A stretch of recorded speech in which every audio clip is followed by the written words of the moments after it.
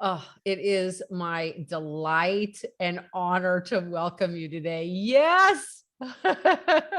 No, it's pleasure's all mine. I appreciate it Just, immensely. mm, you are an Yeah, incredible human making such a difference in the world. Dr. Jerry Williams, amazing to see you. Thank you. no, I'm glad to be here. It just goes to show that even your most unorthodox students can show up on one of your interviews. Unorthodox. It's so funny. I have to take that note while you posed it, because it's like folks come in some days and they're like, "Well, I don't look like a former beauty queen contestant. I'm different than that. I'll never get on. I don't fit the mold." And you come in here and you're just, I joked with you at one point saying, some people come in and say, I'm a man with long hair. I can't do it. And then I see you over on Fox News. Wait, your camera just went out. Somebody's calling me about a patient. I'm sorry. Oh, Um, I see you so on yeah, Fox News and they cut to a photo of with your ponytail in the back. And I thought that was yeah. aces right there. Well, I've always kind of done it my way. And what was the guy's name that works for you that is so nice? And uh, Pericles. Coach yeah, Pericles. yeah, Yeah. yeah. Just because I was his favorite student of y'all's that y'all have had since you began the business, and we all know that. You're everybody's favorite, aren't you? No, okay, Yeah, so you got to tell people about you. Here you come to us already this successful physician. You've got a string of urgent care facilities across the country, and we're in the middle of a pandemic. yeah. Tough times. Yeah. Um, yeah, it's interesting. I had to talk you into taking me on as a client first. I don't know if you remember that. I remember a little bit Guilty about as that. charged. Yeah, no, I did. I mean, and you're like, wait a minute, you have your own publicist at Rogers and Cowan. Why? And I'm like, well, because I want to learn. And you're like, oh, okay. And I was like, no, I'm serious. I want to learn because I think I'll be a better consumer of public relations services if I understand it kind of from the bottom side up. And it's interesting because what prompted this interview today, I accomplished with uh, 100% using the techniques that you teach. And my publicist, God love him, and I do. He's awesome. God loves him, and I love him. Jason Magner with Rogers and Cowan. He's a great guy. He's become a dear friend to me. Uh, but he'd be the first to tell you he had nothing to do with this Fox News story on this medical dental invention that I got a patent on last year. So So, okay, there's so many pieces in what you're saying and all that you provide to the world. So I want to provide a bit of a frame here. So you come to us, you've created this medical invention and it's brilliant. So everybody understands. You can tell how smart Dr. Williams is. So he created a medical device that's keeps keeps patients that are contagious contained in this negative pressure chamber where the treating medical staff, now remember, he's got medical facilities all across the country, they are protected and they don't get a communicable disease. Hey, hello, COVID, right? And this device comes out just before COVID hits the scene in early 2020. no, Am I no, wrong? I I thought it was invented right it. in March of 2022 as everything was No, hitting the fan. no, I invented it in April Okay, of got it. 2020, and I invented it But you did because of the 2020. situation I was seeing in COVID. Got it. So, okay, but it's still very early days Oh, very early. and it's people are not knowing how to stay safe, what to do, and everybody's eyes, the eyes of the world are on medical professionals and who are being infected and sick and dying by the record numbers. And you've got this device that will keep them safe and also keep other patients safe if somebody's contaminated or, has an infectious disease, or if they don't, it could keep them safe from getting something somebody else has. I mean, it's a win, win, win, win, win for the world. And it's right at the beginning of COVID. And then there's a snag, which is what happens. Yeah, I mean, I submitted for a EUA, emergency use application, with the FDA, and I got this reviewer who slow played it, and then would take 6 weeks to return an email, and just the definition of an incompetent bureaucrat. And my congressman, who's the only pharmacist in Congress, was pushing the FDA to give it just fair, full consideration. And we pushed from May of 2020 through March of 2021. I get a letter saying, no longer our priority. If you want it approved, you got to submit it through the regular 510K process. And it was basically the FDA said, okay, vaccines are out. What is it George Bush said? Mission accomplished. Do you remember that? Those famous last words, those infamous last words. And they didn't just do it to my device. I found out they did it to a lot of COVID related devices. They just said, the vaccine's out. We've solved this problem. And little did they know that the Delta variant was coming in July, and they should have seen it, because, I mean, what was going on in India, but you know how we are in the US, we're so arrogant. If it's not happening to us, it doesn't really matter. So they weren't paying attention internationally, which is really frustrating. And they just kind of said, well, submit it through the 510K process and we'll look at it again. So the FDA tells you it's not a priority, which Correct. is unfathomable. But here we are. They say it's not a priority. And to give people some context, you've shown this device to other physicians and medical professionals. It's been tested by over 30 experienced medical professionals, doctors, dentists, emergency room nurses, floor nurses, ICU nurses, paramedics, respiratory therapists. It's been thoroughly studied. And yeah, everybody was like, when can I get this? When's it going to be available? When will my hospital be able to get this? In fact, every single health professional who tested the device asked that question. So you've got all these medical professionals, long-term medical professionals, begging to get the device in their hands. And the one thing that stands in their way, you can't get the device out to the public without the FDA approval. That's why it's relevant. So, yeah. The FDA part is key, unless you're Harvard or MIT. And I had found the month after I was awarded my patent that MIT and Harvard was working on the exact same idea, but I had beat them to the punch.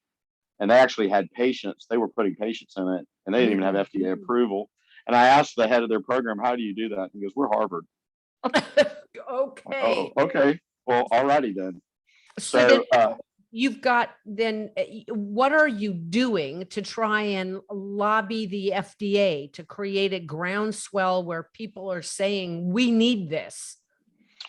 Well, I had congressmen helping me. And I actually think that backfired on us. Because the FDA is very partisan. More political. They're very partisan and it's polarized in one direction. And apparently the congressmen who are helping me weren't on the right team. So there was some thought that might have played into it. But like I said, they did this to other devices and other test kits and home test kits that had a new and improved. They just basically told them the same thing, not a priority, submit it through the 510K process. Have a nice day. And how long is that 510K process that you're talking about? How long does that generally take? I've never been through it. I know that we've been working on it now with the testing and everything, 9 months. And it's incredibly frustrating. And I've hired the top medical device FDA attorney in the country out of Washington D.C. A guy named Jeff Shapiro, and Jeff's running with it now. And I mean, he's assured me he's going to get it approved. He said, this is way too important for them not to approve it. And it's also a very simple device. It's using off-the-shelf technology in a novel way, so it's not the kind of device that's going to be problematic for approval. It's just getting the bureaucrats to behave or do their jobs. It's crazy. It's just crazy. It really is. That not a priority is just unfathomable in these times. So one of the things that we spoke about is, okay, how do you get public opinion in your favor? Well, you start by getting media exposure so that people know about this and they're pulling for you. And that's exactly what you did. You got from Yahoo Finance and the Boston Herald to NBC News and CBS News and Fox News. And then you're on Fox. And over this past, couple weeks, what starts to happen then? Well, that wasn't an easy process either, because I got the green light that they were going to do the story, I think August 19th, and it ended up airing December 28th. Mm-hmm. But the timing had to be right. And I'll tell you, one of the things that was really interesting, how you talk about how you have to wait for your opportunity to sincerely build a bridge with someone right in the media. You can't contrive it. And you just have to trust. You have to just kind of throw out to the universe and trust that it's going to happen. But I think it was, can't remember if it was Pasteur or Salk said, chance favors the mind that is prepared. And, you just have to trust, but you got to be paying attention when it happens, but, so you can seize the moment or seize the opportunity. But, I got an opportunity on July the 4th, one of our busiest days of the year. I get a call that there's somebody who needs help with the Fox affiliate in Atlanta, and it's regarding COVID. Can I help them? And it's literally one of our busiest days of the year, right up there with Christmas, New Year's. Urgent care on 4th of July. Oh yeah. Yeah. Cause so many other urgent cares are closed and we're not, so we're just slammed. And I helped them out, and that was the opportunity. And I leveraged that into a conversation later, much later, where I said, I got this thing, and the FDA turned their nose up at it, and no one can understand it. And I would really appreciate it if you could take a look at this and just tell me what you think, if it's newsworthy. And of course, they looked at it like, heck yeah, it's newsworthy. Are you kidding me? We'd love to do a story on it. But the timing's got to be right, and we want to really do our homework on it, which I was fine with. But it didn't happen overnight. It had to be nurtured. It had to be, you had to coddle your way through it.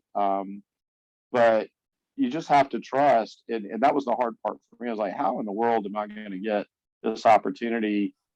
And you just have to trust that it's going to happen, and you got to be prepared for it when it does happen. And then not only does your interview air, and you're amazing in it, by the way. But you're not biased at all. Yeah. Well, I mean, I'm trained. I know what a good interview looks like on TV. It's got to be compelling, be newsworthy, have an interview subject who's articulate, and then you kept making the point, and you did your own cliffhanger inside the episode. Do you know what I'm speaking about? Where you said every medical professional wanted the same thing. Do you remember this? You did it so beautifully. Well, thank you. Deliver it. Well, I mean, I told them, I said, every single medical professional who tested this device asked the same question in some way. This essentially the same question, not exactly the same words, but the question was, when will this be available, or when can my hospital get it? And that was the underlying theme. And we didn't coach these people on this. We didn't We didn't guide them into asking that question. It was absolutely organic, spontaneous, and it was really powerful. It was really compelling because, yeah, I remember one lady who is a career ER nurse who's lost a lot of friends to COVID who have died catching it at work. Both nurses, paramedics, doctors. She's lost over a dozen colleagues, and she teared up and she said, "Why isn't this available already? This is a game changer. It's what we needed. It was the shot in the arm we needed to get us through this mess." And the fact that we still don't have it, and like right now, the ERs in Greater Atlanta, where this story aired, are at over 100% capacity. They're literally taking care of COVID patients in the backs of ambulances in the parking lot of the hospitals in Greater Atlanta. Greater Metro Atlanta right now, ER census is greater than the number of ER beds in Atlanta, and my device isn't available. So if you walk into, as contagious as the Omicron variant is, if you walk into an ER anywhere in this country, you're putting yourself at great risk to catch a nosocomial infection, a hospital-acquired infection of COVID.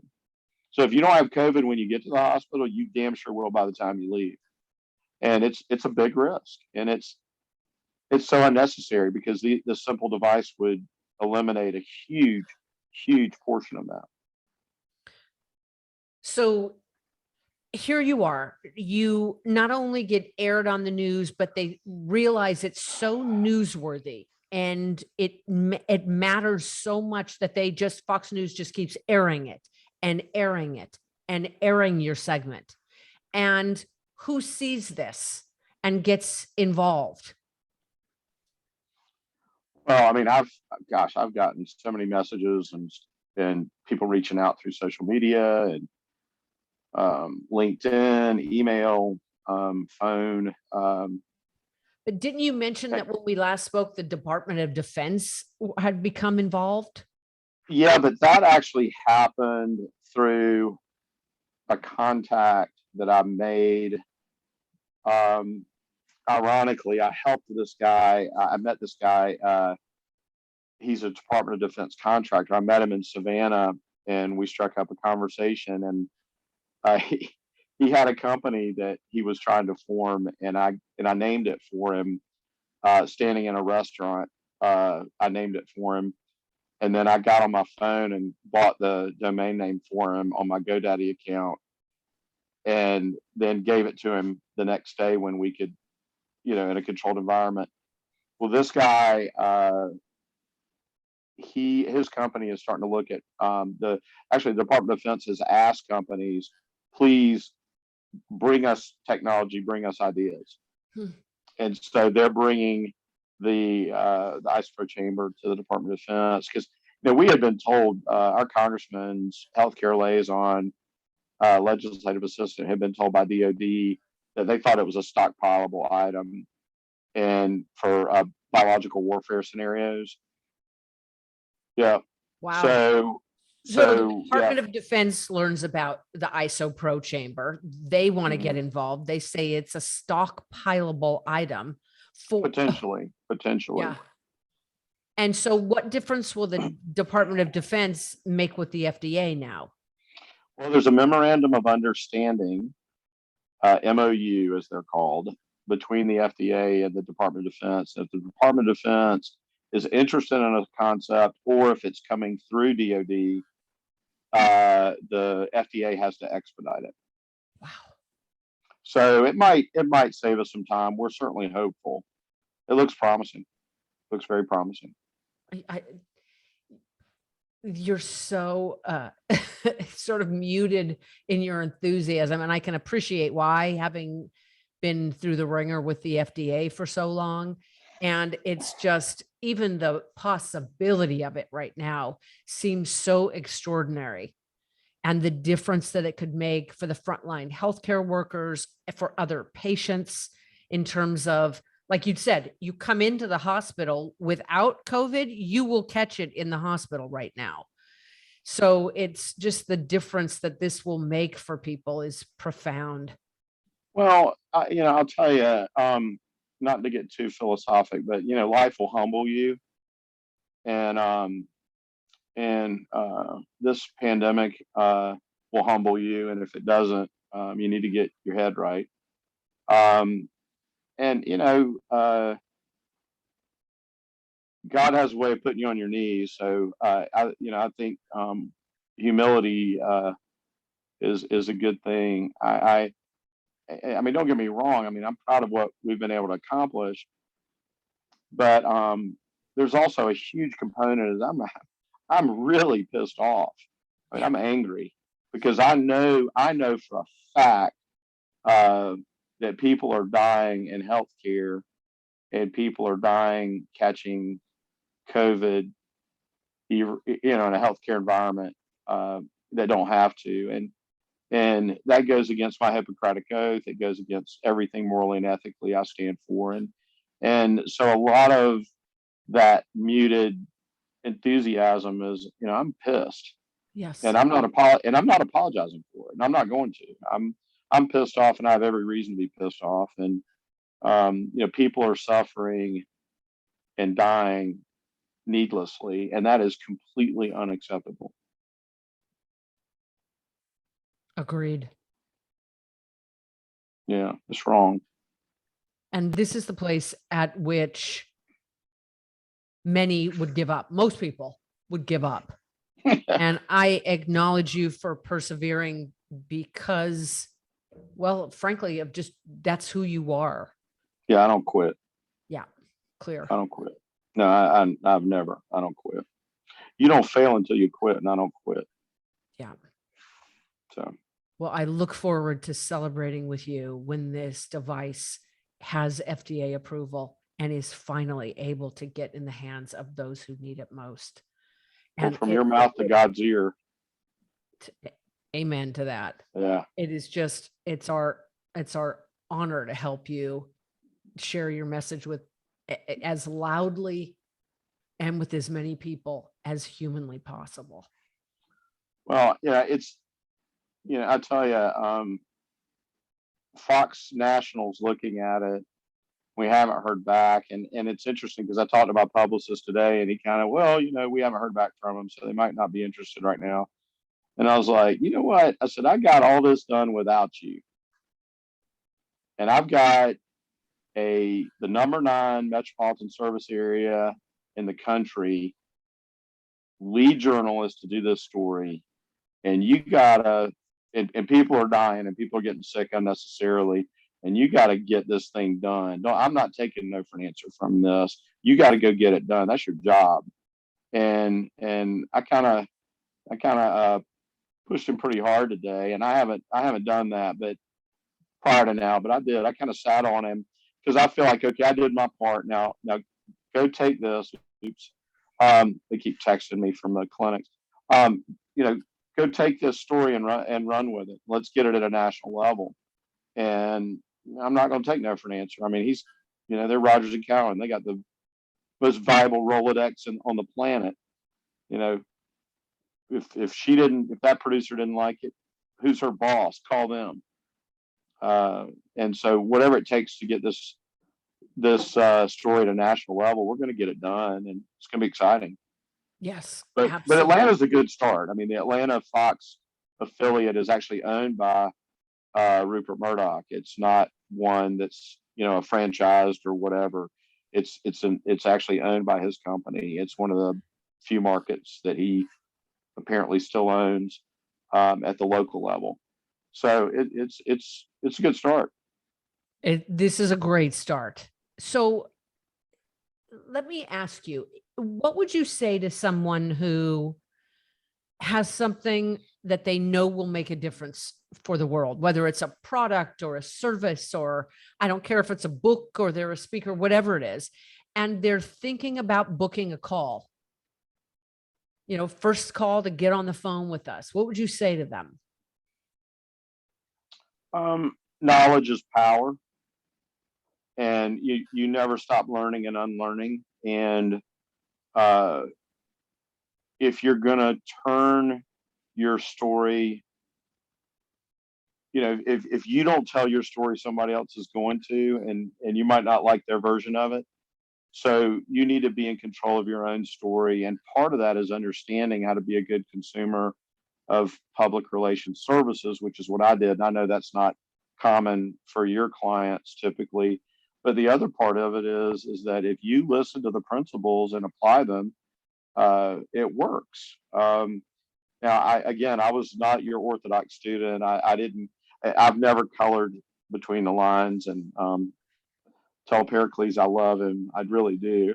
Um, I bless his heart. I drove him crazy because I wouldn't abide. The dude would not abide.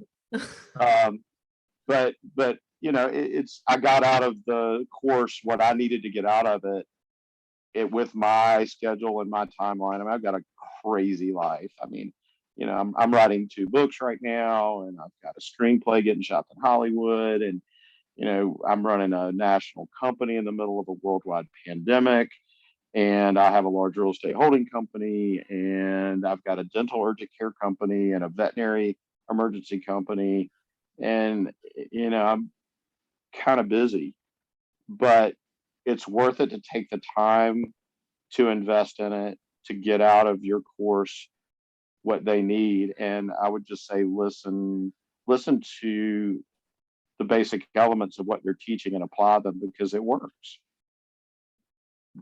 Worked for me. Fantastic. Well, it is a delight and a joy to talk to you as always. I look forward to watching you achieve all of these things and so much more. Well, no, I appreciate y'all's help immensely.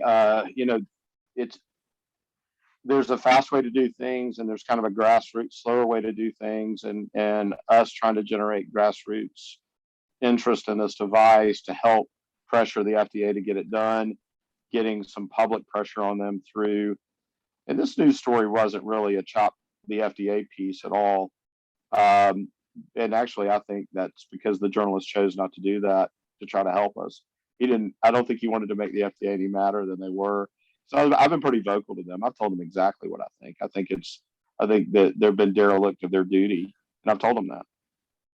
So I think he was trying to do everything he could to help with isospray chamber at the same time, not tick off the FDA, and that's the way it worked out. But if you'll apply the principles that they teach, be patient, and just watch and wait for the opportunity. It'll present itself. When you do, you'll be prepared to jump on it. Fantastic. Thank you, Dr. Jerry. Sure. Thanks for having me. Appreciate everything. Tell your team I said hello. I sure will. Oh, you're the best. You're so great. Well, don't tell anybody. You'll ruin my reputation. As a toughie. Oh, that's hysterical. Oh, yeah, it was so funny. I would have loved to have been a fly on the wall when Pericles called you and said, "This guy." Oh my God. That was so funny. But he's a nice fellow. He's a really nice guy. I mean, he's very good at what he does. I'm sorry I didn't get a chance to interact with him more. It actually probably would have been helpful. Yeah, he's fantastic. Yeah, he's a really nice fellow. You don't color you can the lines. No, but he's a kind soul. You can tell he's got a heart of gold. So yeah, I would have liked to have interacted with him more. Well, are y'all busy? Crazy. Yes. Are you? Yeah. How many students do y'all have right now? I don't even know. I was in the Facebook group this morning. There's 70 something in there. Now it's a couple months and there's a few people that are lagging behind, but I'm not exactly sure. Probably 40, maybe 45, something like that. I'm not even sure. That's awesome. Huh. How does that compare to last year? More, I think people are less trepidatious about like people, I think were holding off so much with COVID, regardless of what their business was. But I think they've started to recognize there's a ramification economically, financially that it's had on them. And they have to figure out how they're going to stand out. If they don't, business owners are just recognizing it's so it's such a loud, crowded marketplace out there. If I don't stand out, I'm done. The book that I'm writing, did I send you the cover of it? No. Hang on a second. Let me send you Okay. that real quick. So just, oh my God. I just went back to my photos and pulled that photo up. That kills me. I have to see it. I got to turn up my, No, the photo I just already sent out oh, to you. That's just so funny. Yeah, no, this is the very controversial cover, I might add. are you going to text it to me? Yeah. Yeah, I'm gonna send it to you right now. Let's see. Are you 310-402? Yep. I just got the photo, this smart Alec photo you sent me. Let's see. Of, Was that your number, the one I just called out? yep. Okay. 402. I mean, sorry, 402-0095. I can't believe that you saved this photo and you torture me with this photo. I love it. The I go to win. Oh my God. You are so when when I sent that to Jason Magner by text message, his only response was Christ. It was so funny. Oh my God. It was so funny. Yeah. So how to win friends and influence people. Yeah. But yeah, we'll sell a lot of those. There's a lot of really important information in that book. And we'll sell a lot of them. I mean, your record of dealing with patients with COVID, It's unbelievable. it's unbelievable. We treated over 1,800. We've had one hospitalization. One. And that was the one who was non-compliant, right? And waited.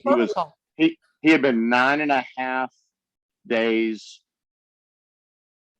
symptomatic. He was older. He was in his late 60s. He's still alive. He survived, but he did go in the hospital. He was a poorly controlled diabetic. He was a poorly controlled hypertensive, and he had all kinds of things wrong with him. And we treated him compassionately because it was really the only hope he had. I think we saved his life, honestly. But yeah, he did end up in the hospital. He missed his follow-up appointment the next day, and then he went in the hospital the day after that on the second day. And of course, the hospital stopped everything we were doing, which is just crazy, but that's what they do. And anyway, it was. Wait, the hospital stopped your protocol? Oh yeah, absolutely. Yeah, absolutely. So it's an interesting time, but we're getting ready to apply the same principles for the book. And the book, I have the domain fightcovidandwin.com, and we're getting ready to put up next week. Yeah, next week, the e-commerce site to pre-sell the book, the electronic book, and the audio book. And it'll be out by the end of February, maybe early March. It'll be first quarter. I hope you're doing your own audio book. Are you? Yeah, I'm gonna read it, and I own all the sound equipment and everything, but for my videos that I do, you've seen some of my videos for the company, haven't you? Yes, I've got all the sound equipment, and interestingly enough, they said go in your walk-in closet and record it in your walk-in closet. It's the perfect sound booth. I was like, okay, that's weird. So that's what they told me to do. So when it comes time to do that, I'm going to go knock that out.